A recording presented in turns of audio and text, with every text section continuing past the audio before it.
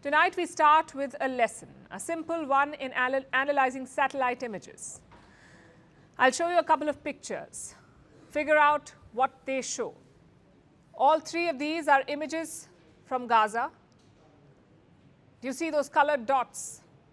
Those are tents, places where Gazan refugees live. Anyone can spot them on these satellite images, but apparently Israel's military could not spot them. All those billions of dollars, all those cutting-edge devices, and for what? To mistakenly bomb a refugee camp. At least that's what Israel is saying. We told you about the attack yesterday. Hamas fired rockets at Tel Aviv, so Israel fired back. They bombed a refugee camp in Rafah. More than 45 people were killed in the attack. And the accounts are horrifying. Babies were decapitated, children were burnt alive, and families were destroyed. So Israel was forced to dial back. Prime Minister Benjamin Netanyahu admitted that a mistake was made. He called it a tragedy. In Rafah, we already evacuated about 1 million non-combatants residents, and despite our utmost effort not to harm non-combatants, something unfortunately went tragically wrong. We are investigating the incident and will reach conclusions because this is our policy.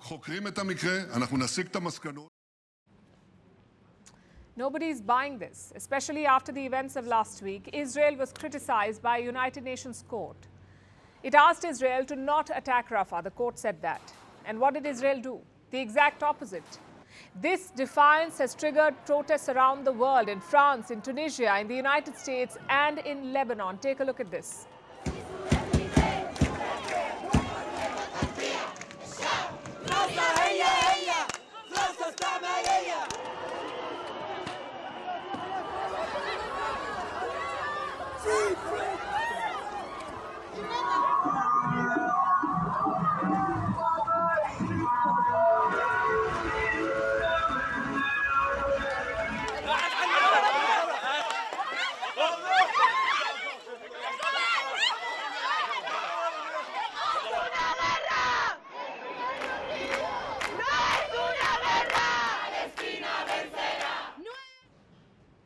All this builds pressure on governments, and the result is this. The European Union held a key meeting on Monday. They discussed ways to rein in Israel to enforce the United Nations Court's verdict. Reports say most members are in agreement. They want Israel to not invade Rafah. But they're split on how to do it. Some members prefer radical options, like sanctions on Israeli officials or institutions. Ireland and Spain belong to this camp. Both countries officially recognized Palestinian statehood today. The other camp prefers an ultimatum, sort of like a threat to Netanyahu. Stop the invasion or else face consequences. That's what they want. Now, EU officials will prepare a list of possible measures. Then members will choose one, and it sends a very strong message to Israel. We're talking about Europe here. Jews faced maximum persecution in European countries. Even the Holocaust happened in Europe. So EU nations have traditionally stood by Israel. But the Gaza war is changing their attitude. And these provisional measures of the ICJ, they are binding and of course they have to be followed. We are currently experiencing the opposite. I have the impression that Israel with this choice is spreading hatred, rooting hatred that will involve their children and grandchildren. All decisions of the International Court of Justice are mandatory for all parties. And that is, Israel must stop its offensive in Rafah. So European leaders are very clear, enough is enough, Israel must stop this war. But can they force Israel to end the offensive? Do they have the leverage? Let's look at trade between Israel and the EU. It's worth almost $50 billion. Almost 32% of Israel's imports come from the European Union. 25% of their exports go to the EU. Then there are people-to-people ties. More than 344,000 Israelis are dual citizens in the EU. 344,000. Israelis can also visit most EU nations without a visa, so Brussels does have leverage. But a lot depends on political will.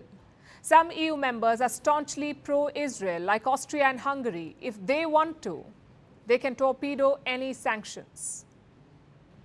But let's hope it doesn't come to that, because this war is dangerously close to spreading. Two fronts are opening up. The first is Egypt to the south, and the second is Lebanon to the north.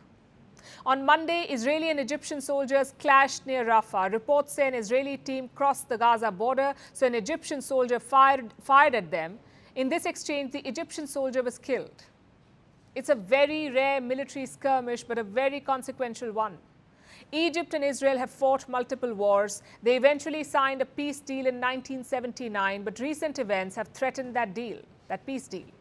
Some Egyptian officials even talked about cancelling it. In that context, this skirmish is key. Egypt says it will not tolerate such incidents again. That's the story in the south. Then you have Lebanon to the north. On Monday, Israel bombed a city in southern Lebanon. They killed a Hezbollah leader, so Hezbollah hit back. They fired a rocket barrage at northern Israel. The IDF, the Israeli Defense Force, counted 25 rockets. Some of them were shot down. The rest crashed into Israeli buildings. Now, most residents have already been evacuated from this region, so no casualties. But Netanyahu is really pushing his luck. He's trading fire with Hezbollah, he's clashing with Egypt, enraging European allies, defying global courts, and bombing refugee camps.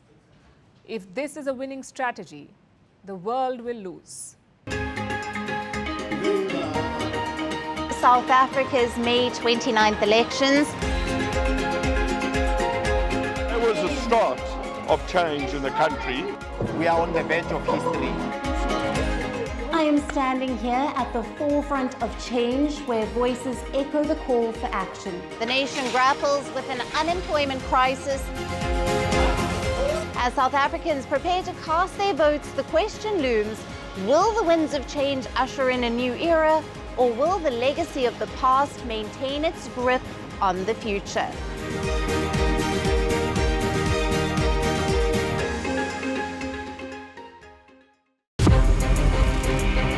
From impeachments to inaugurations, if it's a political story, we are on the scene.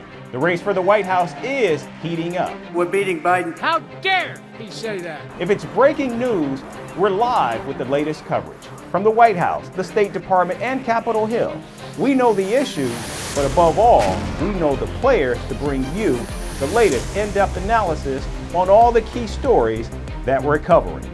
I'm Eric Ham. Join me from Washington here on Firstpost America.